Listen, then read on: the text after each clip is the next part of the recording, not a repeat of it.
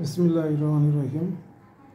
সুপ্রিয় এইচএসসি এবং আলিম বিজ্ঞান জগতের ছাত্রছাত্রীবৃন্দ, আপনাদের খুবই গুরুত্বপূর্ণ একটা subject HSC physics second part. এই সেকেন্ড পার্টের এমসিকিউ এর গাণিতিক যে সমস্যাগুলো, প্রতিটা অধ্যায় থেকে আমি মিনিমাম 10টা গাণিতিক সমস্যা আপনাদের সামনে সলিউশন করে দেখাবো। ইনশাল্লাহ 10টার বাইরে আর পরীক্ষার মধ্যে প্রশ্ন হবে না, এটা নিশ্চিত থাকতে পারেন। তো আমার কথা বাড়াচ্ছি না। আজকে অলরেডি আমি প্রথম পত্রের 7টা অধ্যায়ের এমসিকিউ আপনাদের সামনে উপস্থাপন করেছি। আজ থেকে আমি পদার্থ দ্বিতীয় পত্রের যে 7টা অধ্যায় রয়েছে শর্ট সিলেবাসে, সেই অধ্যায়গুলো ইনশাল্লাহ আপলোড দেব। তো আজকে প্রথমেই আমি অধ্যায় 1, যে অধ্যায়টার নাম হচ্ছে তাপগতিবিদ্যা, পদার্থ দ্বিতীয় পত্র, অধ্যায় 1 তাপগতিবিদ্যার প্রথম এমসিকিউটি হচ্ছে, ফারেনহাইট স্কেলে কোনো বস্তুর তাপমাত্রা 50 ডিগ্রি ফারেনহাইট হলে কোন কেলভিন স্কেলে, এটা হবে কেলভিন স্কেলে ওই তাপমাত্রা কত হবে বা তাপমাত্রা হবে কত। তো সাধারণ যে কেলভিন, সেন্টিগ্রেড এবং ফারেনহাইট স্কেলের সাধারণ যে সূত্র, সেই সূত্রটা হচ্ছে C/5, এটা আপনারা মুখস্থ রাখবেন, সমান সমান F-32 ডিভাইডেড বাই 9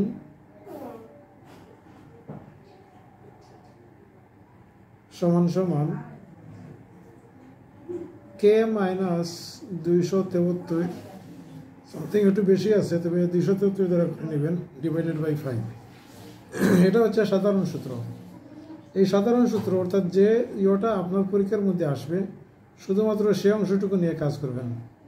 তো এখানে যেহেতু ফারেনহাইট স্কেলে কোনো বস্তুর তাপমাত্রা 50 ডিগ্রি ফারেনহাইট, কেলভিন স্কেলে কত, তাহলে ফারেনহাইট এবং কেলভিনের অংশটুকু আমরা শুধুমাত্র ব্যবহার করব, সেন্টিগ্রেডের এটা ব্যবহার করব না। অর্থাৎ F-32 ডিভাইডেড বাই 9 সমান সমান K-273 ডিভাইডেড বাই 5। এই অংশ দ্বারা আমি অঙ্ক করতে হবে আমাদেরকে। যেহেতু এফ এর মান এখানে আছে 50, তাহলে আমরা যদি এফ এর মানটা এখানে 50 বসাই, 50 - 32 ডিভাইডেড বাই 9 সমান সমান এখানে থাকবে K-273 ডিভাইডেড বাই 5। এখন এটাকে যে আমরা ক্যালকুলেশন করি, 50 - 35, উপরে থাকবে 50 - 32 আর নিচে থাকবে 9। এটা সমান আসবে, এটা সমান হবে 2, এটা সমান হবে 2, আর এখানে থাকবে K-273 ডিভাইডেড বাই 5। তাহলে ফার্স্ট তারে যদি আমরা এটাকে গুণ করি, তাহলে K-273 সমান সমান 10, এটাই অপরপক্ষে ট্রান্সফার করলে K সমান সমান 273, মানে 283 এর আনসার, 283। এটা হবে সেন্টিগ্রেড কেলভিন স্কেলে তার মান। তো এভাবে যদি কোনো তাপমাত্রার কম্পেয়ার আসে আপনাদের পরীক্ষা, তাহলে এই সূত্রটা ব্যবহার করুন। C/5 সমান সমান F-32 ডিভাইডেড বাই 9 সমান সমান K-273 ডিভাইডেড বাই 5। অর্থাৎ যে দুইটা আসবে সেই দুইটার অংশটুকু নিয়ে আপনারা কাজ করবেন। এই ছিল আপনাদের প্রথম অঙ্কের সমাধান। 2 নম্বর অঙ্কটি হচ্ছে, একটি ত্রুটিপূর্ণ থার্মোমিটার স্বাভাবিক চাপে বরফের 1 ডিগ্রি সেন্টিগ্রেড এবং বাষ্পে 98 ডিগ্রি সেন্টিগ্রেড পাঠ দেয়, কিন্তু থার্মোমিটার 4 ডিগ্রি পাঠ দিলে প্রকৃত তাপমাত্রা কত।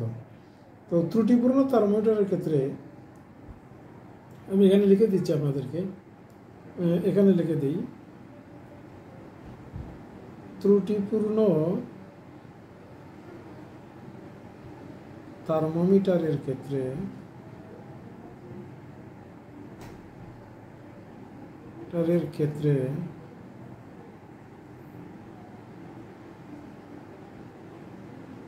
পাঠ এটাকে এস দ্বারা প্রকাশ করা, এস সমান সমান 4 ডিগ্রি সেন্টিগ্রেড, এখানে দেওয়া আছে 4 ডিগ্রি সেন্টিগ্রেড, এই যে 4 ডিগ্রি সেন্টিগ্রেড, এটা এস এর মান।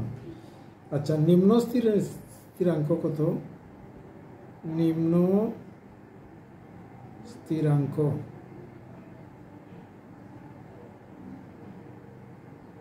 স্থিরাঙ্ক কে আমরা এম দ্বারা প্রকাশ করি। এম সমান সমান কত আছে? স্বাভাবিক বরফ যেটা, এটা 1 ডিগ্রি সেন্টিগ্রেড। আর ঊর্ধ্ব স্থিরাঙ্ক কত আছে?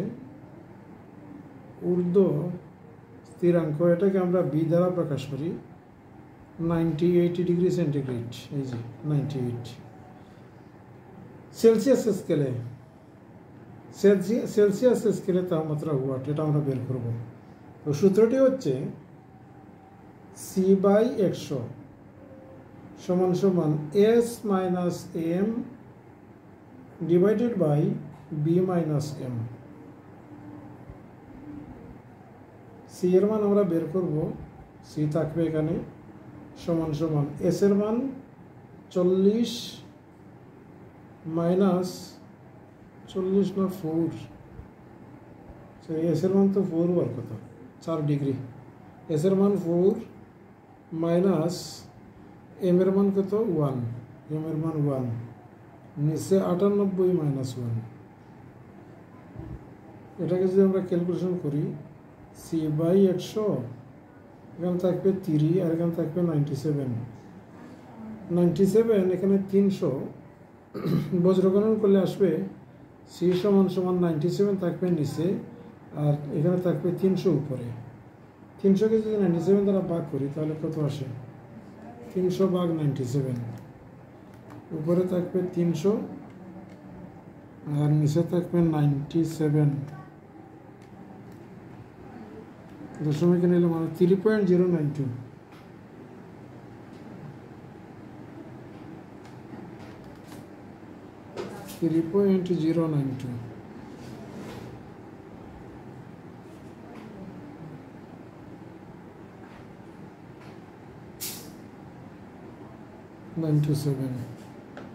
ডিগ্রি সেন্টিগ্রেড, এটাই হবে কাঙ্ক্ষিত আনসার।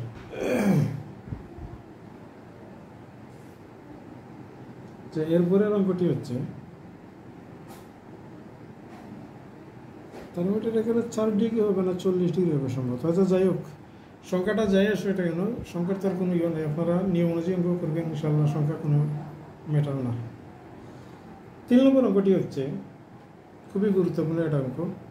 কোনো সিস্টেমের উপর বাহ্যিক বল দ্বারা 500 জুল কাজ সম্পাদন করায় সিস্টেম হতে 300 জুল তাপশক্তি বেরিয়ে গেল, সিস্টেমের অন্তঃস্থ শক্তির পরিবর্তন কত? তো সূত্রটি হচ্ছে, এখানের সূত্রটা শুনে রাখবেন। সূত্র DQ সমান সমান DU প্লাস DW।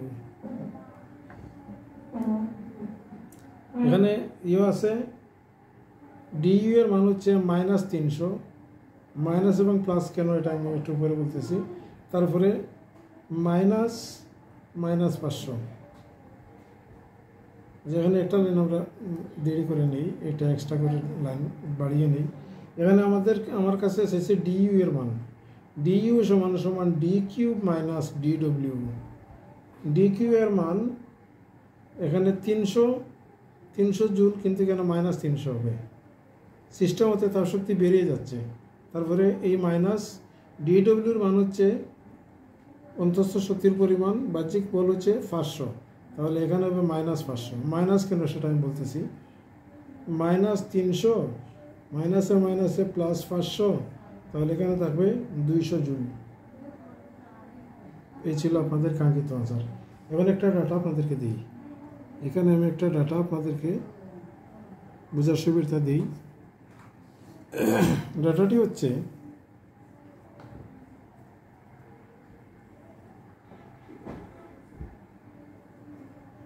দয়া করে এটা আপনারা নোট করে নেবেন। ধনাত্মক চিহ্ন মানে প্লাস কখন দিবেন, আর ঋণাত্মক চিহ্ন অর্থাৎ মাইনাস কখন দিবেন সেটা আমি এখানে লিখব। ডিকিউটা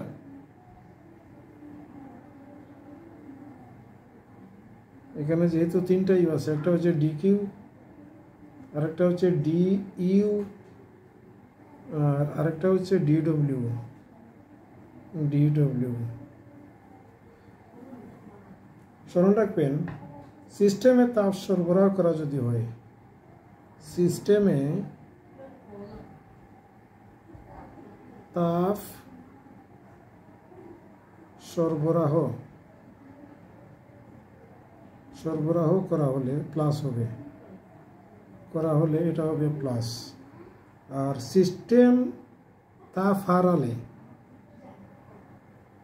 সিস্টেম তাপ হারালে এটা হবে মাইনাস ডিকিউ। আর ডিউ এর ক্ষেত্রে সিস্টেমে অন্তস্থ শক্তি বৃদ্ধি পেলে, অন্তস্থ শক্তি বৃদ্ধি পেলে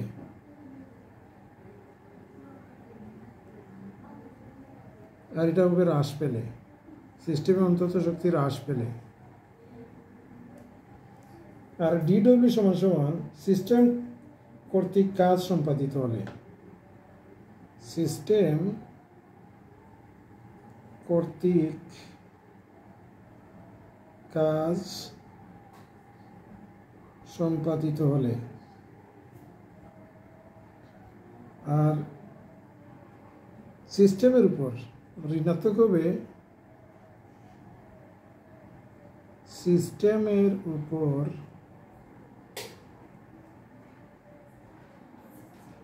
কাজ সম্পাদিত হলে।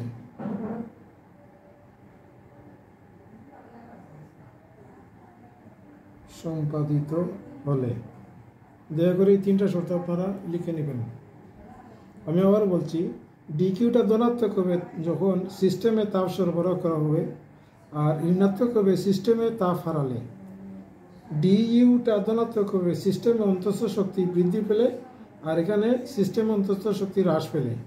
ডিডব্লিউটা হবে সিস্টেম কর্তৃক কাজ সম্পাদিত হলে, আর এখানে সিস্টেমের উপর কাজ সম্পাদিত হলে। তো এই শর্তগুলো স্মরণ রাখবেন। কখন মাইনাস এবং কখন প্লাস, এটা স্টুডেন্টরা খুব বেশি ভুল করে। মাইনাস কখন ব্যবহার করবেন, প্লাস কখন ব্যবহার করবেন, ইনশাল্লাহ এই ডাটা স্মরণ রাখলে বা মুখস্থ রাখলে ইনশাল্লাহ কোনো সমস্যা হবে না। আচ্ছা, এরপরের এমসিকিউটা হচ্ছে 4 নম্বর এমসিকিউ।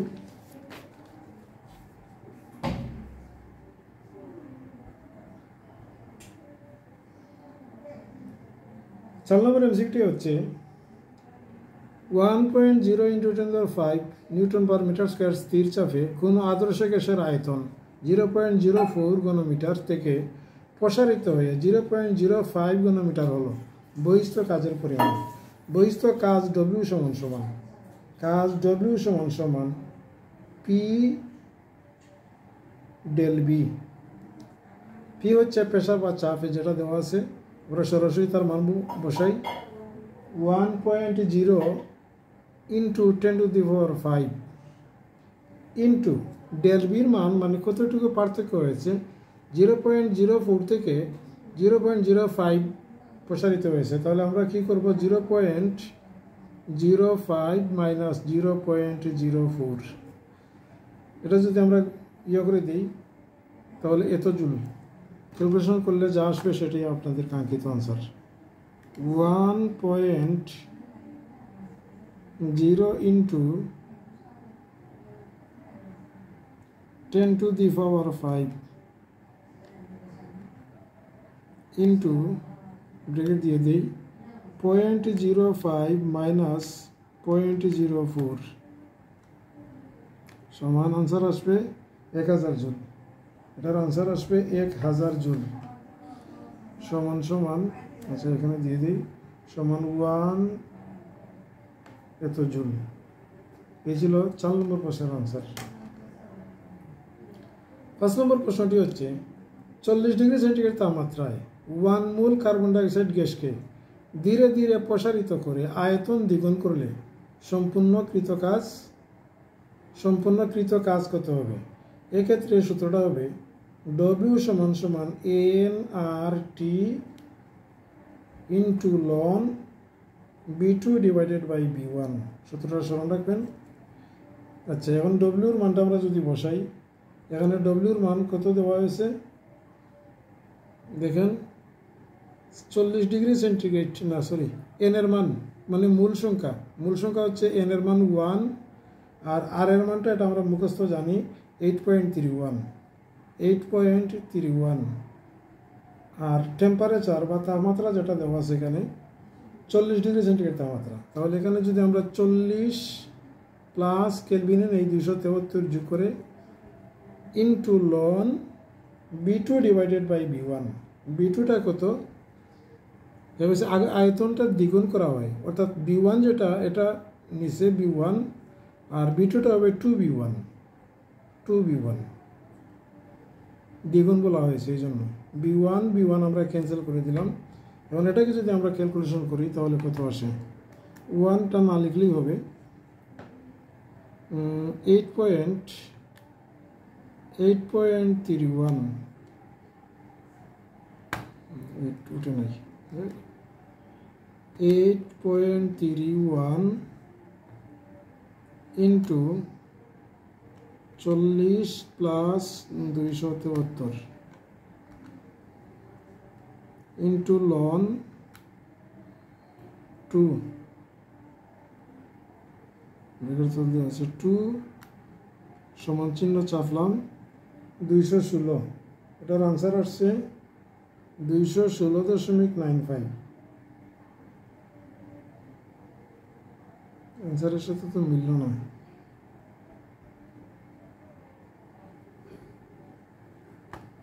ক্যালকুলেটরটা আবার করি, 1 ইন্টু 1 দেওয়ার না দিলেই চলে, 1 ইন্টু 8.31 1 ইন্টু 8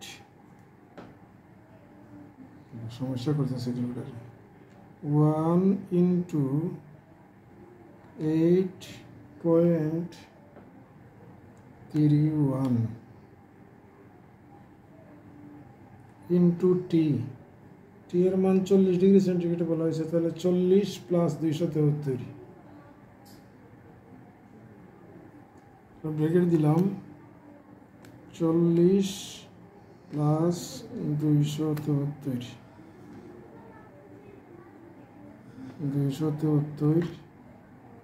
ইন্টু লন উপরে থাকবে 2 নিচে থাকবে 1, তার মানে লন 2টা দিলেই আনসারটা চলে আসার কথা। 1802 হ্যাঁ এটাই আনসার হবে, সমান 1802.89কে আমরা 9 লিখতে পারি। আচ্ছা, এত জুল। এই ছিল আপনাদের 5 নম্বর অঙ্কের সমাধান। 6 নম্বর অঙ্কটি হচ্ছে, এটা অনেক লম্বা একটা কাহিনী। রুদ্ধতাপীয় 1 অ্যাটম চাপে রাখা গ্যাসকে প্রসারিত করে দ্বিগুণ করা হলে যে চূড়ান্ত চাপ হয়, সমুষ্ণ প্রক্রিয়ায় সেই একই চাপ পেতে গ্যাসকে কত গুণ প্রসারিত করতে হবে।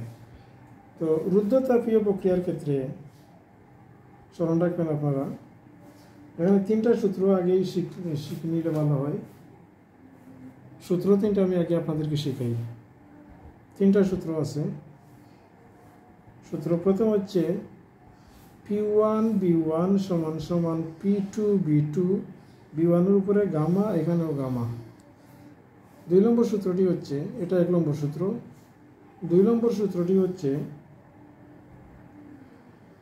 TB সমান সমান TB।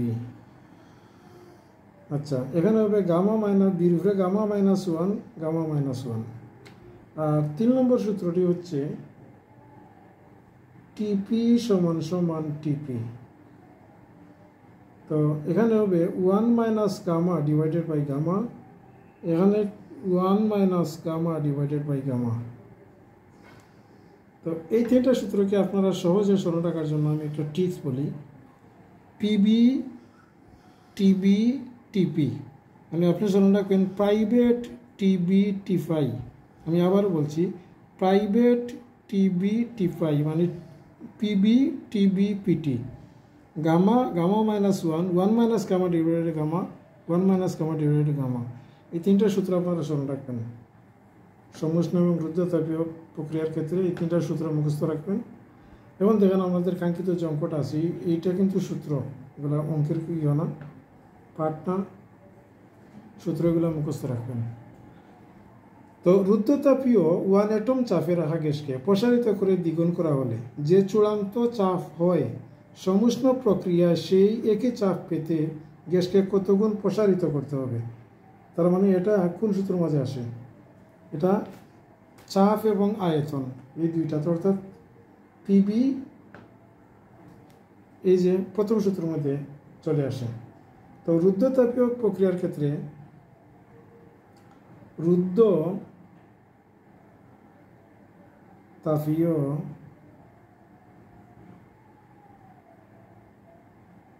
প্রক্রিয়ার ক্ষেত্রে স্মরণ রাখবেন সূত্রটা P1 B1 গামা সমান সমান P2 B2 into gamma gamma. এখন যদি আমরা এটাকে ক্যালকুলেশন করি, আমাদের P2 এর প্রয়োজন, মানে গ্যাসকে কত গুণ প্রসারিত করতে হবে সেই একই চাপ পেতে হলে, অর্থাৎ P2 সমান সমান আমরা বের করব। তাহলে P1টা এদিকে চলে যাবে, P1 ইন্টু উপরে থাকবে B1 divided by B2 whole to the power gamma, আমরা একসাথে দিয়ে দিলাম। P1টা সমান সমান 1 ইন্টু B1 আর B2 হচ্ছে 2B1, দ্বিগুণ বলা হয়েছে, তাহলে 2B1 whole to the power gamma.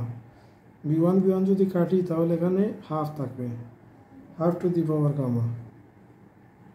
এই পেলাম আমরা P2 এর মান। আবার সমুষ্ণ প্রক্রিয়ার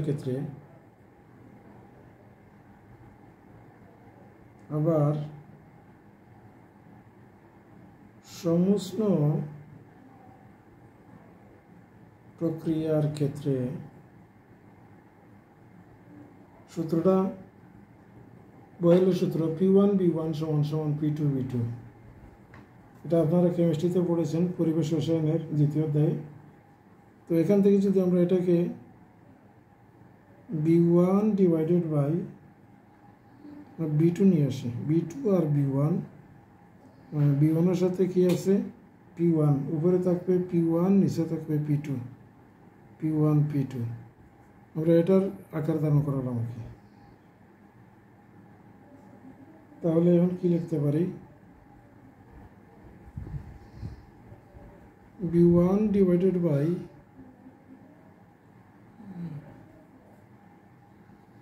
B1 কাটা গেলে হাফ, অর্থাৎ এখানে P2 এর মান, P2 B1 আমরা রেখে দিলাম,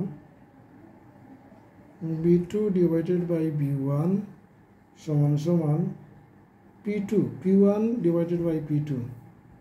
P1টা কত আসে? P1 থাকলো এখানে, আর P2 এর পরিবর্তে আমরা বসালাম হাফ,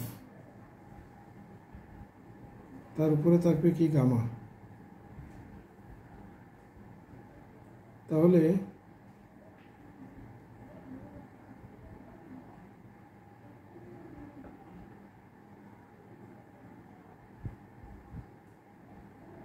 তার উপরে যদি গামা থাকে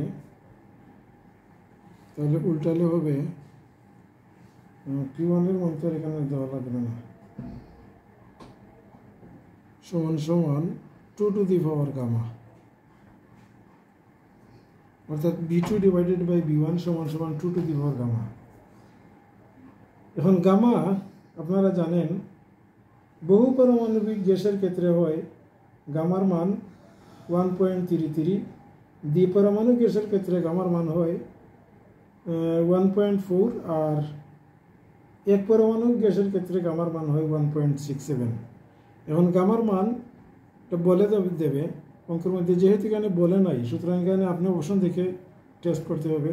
যদি এক পারমাণবিক গ্যাস হয়, এক পারমাণবিক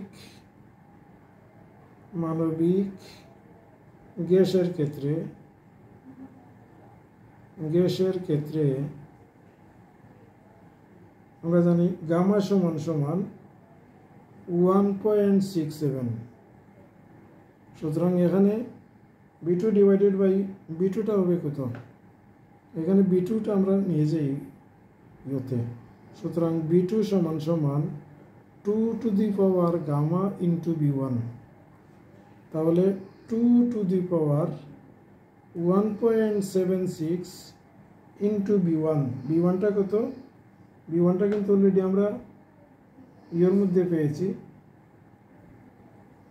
মানটা কিন্তু পাই নাই। সুতরাং B1টা এখানে রেখে দিতে হবে। B1 সমান সমান 2 to the power 1.67, 2 to the পাওয়ার 1.67 সমান মান আসে 3.18। তার মান আসবে 3.18 B1। B1 এর মান অপশনে থাকবে। তো এক পারমাণবিক গ্যাসের ক্ষেত্রে এই মান, যদি দ্বিপারমাণবিক গ্যাস হয়, দ্বিপারমাণবিক গ্যাসের ক্ষেত্রে গামার মান হবে, দ্বিপারমাণবিক গ্যাসের ক্ষেত্রে 1.4। তাহলে আপনার 2 এর উপরে 1.4 বসালে যে মানটা আসবে সেটা এখানে লিখে দিবেন। আর বহু পারমাণবিক গ্যাস যদি থাকে তাহলে এক্ষেত্রে গামার মান হবে 1.33। সুতরাং 2-র উপরে আপনার মান বসিয়ে যেভাবে বের করেছি এভাবে বের করে নেবেন। তো এই ছিল আপনাদের 6 নম্বর প্রশ্নের সমাধান। যদিও প্রশ্নটা একটু লম্বা, অনেক কিছু আসলে এখানের মধ্যে করা হয়েছে, ইনক্লুড করা হয়েছে, সুতরাং এটাকে গুরুত্ব দেওয়ার চেষ্টা করবেন। 7 নম্বর প্রশ্নটি হচ্ছে,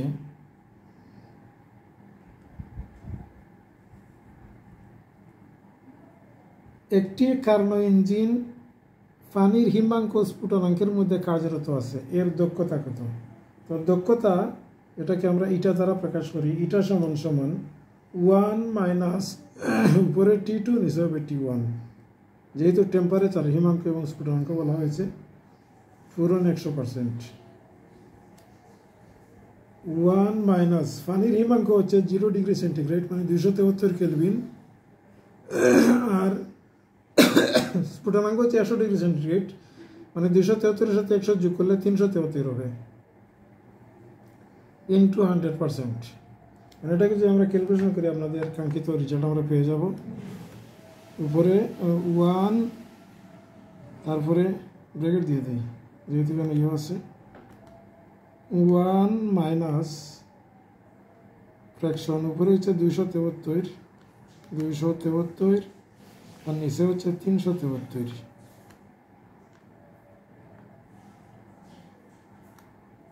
পূরণ 100। এটার আনসার আসবে 26.809, তার মানে 801 দিতে পারি। 26.801 বা 81 দিলেন, 809, 80 না 81 সমান 26.81, এত পার্সেন্ট দক্ষতা আমরা পেয়ে গেলাম। দক্ষতার আরেকটি অঙ্ক হচ্ছে, কোনো তাপ ইঞ্জিন হতে অর্ধেক তাপ বর্জন হলে দক্ষতা কত হবে? এখানেও দক্ষতা কিউ সমান ইটা সমান সমান, এটা হবে যেহেতু তাপের কথা বলা হয়েছে, তাপ আমরা কিউ দ্বারা প্রকাশ করি, তাহলে সূত্র হবে 1 মাইনাস উপরে হবে Q2 ডিভাইডেড বাই Q1। টি এর ক্ষেত্রে T2 ডিভাইডেড বাই T1, আর তাপের ক্ষেত্রে টেম্পারেচারের ক্ষেত্রে T2 ডিভাইডেড বাই T1, আর তাপের ক্ষেত্রে হচ্ছে Q2 divided by Q1 into 100%। তাহলে আমরা 1 মাইনাস Q2 অর্ধেক বলা হয়েছে, অর্থাৎ Q2টা হবে Q1 ডিভাইডেড বাই 2 আর নিচে হবে Q1 ইন্টু 100%।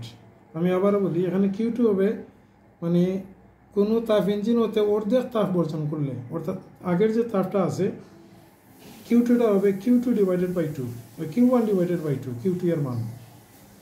এখন এটাকে যদি আমরা ক্যালকুলেশন করি তাহলে কিউ ওয়ান কাটা যাবে, আর 100কে যদি আমরা 2 দ্বারা ভাগ করি তাহলে এখানে 50% আসবে। 1 মাইনাস উপরে থাকবে Q one divided by two into 1 যাবে উপরে, কিউ ওয়ান আসবে নিচে, পূরণ এখানে থাকবে 100%। দেখেন এখানে কিউ ওয়ান কাটা, তাহলে 1 মাইনাস হাফ, 1 মাইনাস হাফ মানে হচ্ছে হাফ, পূরণ 100, অর্থাৎ এখানে আসবে 50%। এটা হবে আনসার, দক্ষতা হবে 50%। 8 নম্বর অঙ্ক, 0 ডিগ্রি সেন্টিগ্রেড তাপমাত্রা 40 গ্রাম বরফকে 0 ডিগ্রি সেন্টিগ্রেড তাপমাত্রা 40 গ্রাম পানিতে পরিণত করতে এন্ট্রপির পরিবর্তন। এন্ট্রপির দুইটা সূত্র আছে, তাপমাত্রা পরিবর্তন না হলে এন্ট্রপিকে ডিএস দ্বারা প্রকাশ করা, ডিএস সমান সমান ডি কিউ ডিভাইডেড বাই টি। যেহেতু তাপমাত্রা পরিবর্তন হয় নাই, অর্থাৎ 0 ডিগ্রি সেন্টিগ্রেড তাপমাত্রা, 0 ডিগ্রি সেন্টিগ্রেড তাপমাত্রার পানি, তাহলে এখানে D Q divided by T. D Q এর মান, ডি কিউ এর পরিবর্তে আমরা লিখতে পারি এম এল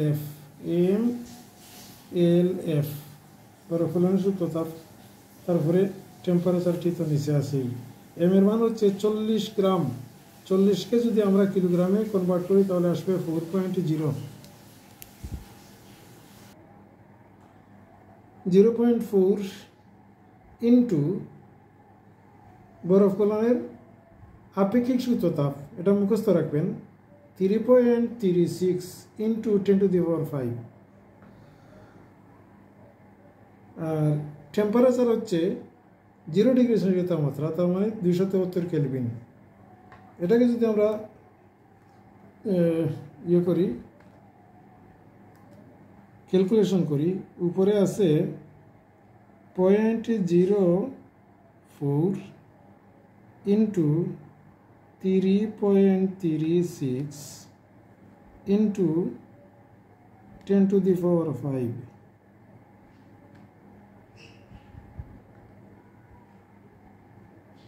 নিচে 273।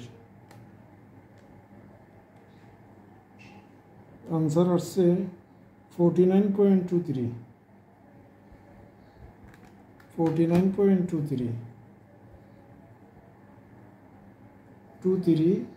এটা হবে, এককটা হবে জুল পার কেলভিন, এন্ট্রপির একক। 9 নম্বর অঙ্কটি হচ্ছে 20 গ্রাম পানিকে 0 ডিগ্রি সেন্টিগ্রেড তাপমাত্রা থেকে 80 ডিগ্রি সেন্টিগ্রেড তাপমাত্রায় উত্তপ্ত করা হলো, এন্ট্রপির পরিবর্তন। দেখেন এখানে 0 ডিগ্রি থেকে 80 ডিগ্রি সেন্টিগ্রেড তাপমাত্রা, অর্থাৎ তাপমাত্রা পরিবর্তন হয়েছে। এক্ষেত্রে ডিএস সমান সমান, অর্থাৎ এন্ট্রপির পরিবর্তন ডিএস সমান সমান M S ln T2 divided by T1 সমান সমান, এম এর মান হচ্ছে 20 গ্রাম, একে 1000 দিয়ে ভাগ করলে 0.02 হবে, ইন্টু এস এর মান, পানির আপেক্ষিক তাপটা হচ্ছে 4200, তারপরে ইন্টু লন টেম্পারেচার T2টা হবে এখানে 80 ডিগ্রি সেন্টিগ্রেড, অর্থাৎ 273 সাথে যদি আমরা 80 যোগ করি, 273 যোগ 80,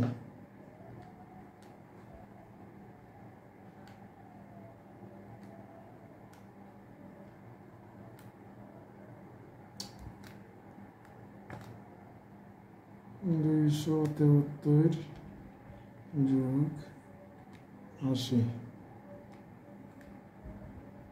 353, উপরে থাকবে 353, আর 0 ডিগ্রি সেন্টিগ্রেড তাপমাত্রা মানে 273।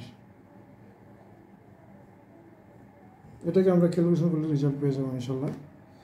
তো দেখেন এখানে আছে উপরে 0.02 ইন্টু 4200, ইন্টু লন 353 নিচে হবে 273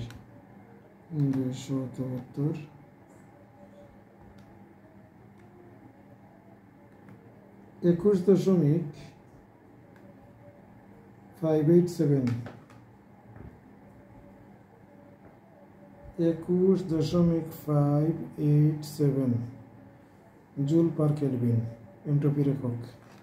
দেখেন, আশা করি আপনারা স্ক্রিনে মাঝে দেখতে পাচ্ছেন। এই ছিল 9 নম্বর অঙ্ক। লাস্ট অঙ্কটি হচ্ছে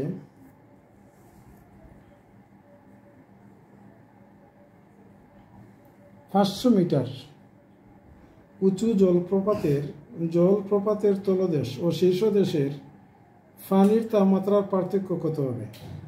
এখানে জি এর মান দেওয়া আছে 10 মিটার পার সেকেন্ড স্কোয়ার। পানির আপেক্ষিক তাপ, এটা তো আমরা মুখস্থ জানি।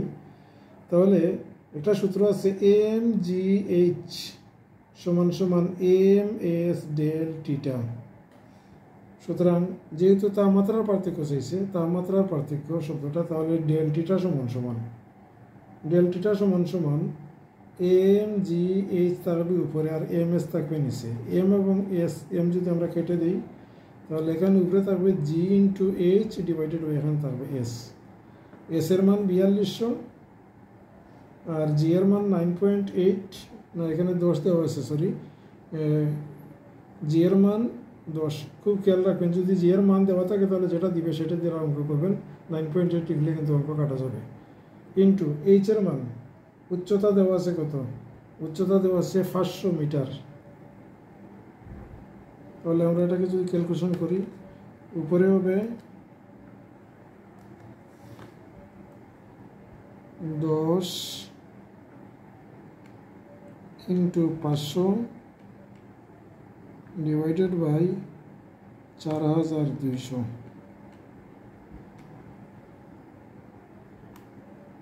এটার আনসার আসবে 1.19 কেলভিন। 1.19 কেলভিন, এটাকে 1.19 সেন্টিগ্রেড, এত ডিগ্রি সেন্টিগ্রেড লিখতে পারবেন। তো এই ছিল আপনাদের তাপগতিবিদ্যার প্রথম অধ্যায় থেকে যে এমসিকিউগুলা পরীক্ষার মধ্যে, ইনশাল্লাহ 10 প্রকার এমসিকিউ বাইরে গাণিতিক আর কোনো এমসিকিউ পরীক্ষা আসবে না, এটা 100% নিশ্চয়তা দিতে পারি আমি। আর তথ্য যেগুলো আছে সেগুলো আমি প্রত্যেকটা অধ্যায়ের তথ্যভিত্তিক আলোচনা অলরেডি আমি আপনাদের সামনে উপস্থাপন করে ফেলেছি। যদি ভিডিওটা না দেখা থাকে তাহলে অবশ্যই তথ্যগুলো আপনারা দেখে আসবেন। তো চ্যানেলটি যদি ভালো লাগে তাহলে অবশ্যই সাবস্ক্রাইব করবেন। প্রত্যাশা আজকের মতো এখানে বিদায় নিচ্ছি। আল্লাহ হাফেজ, আসসালামু আলাইকুম।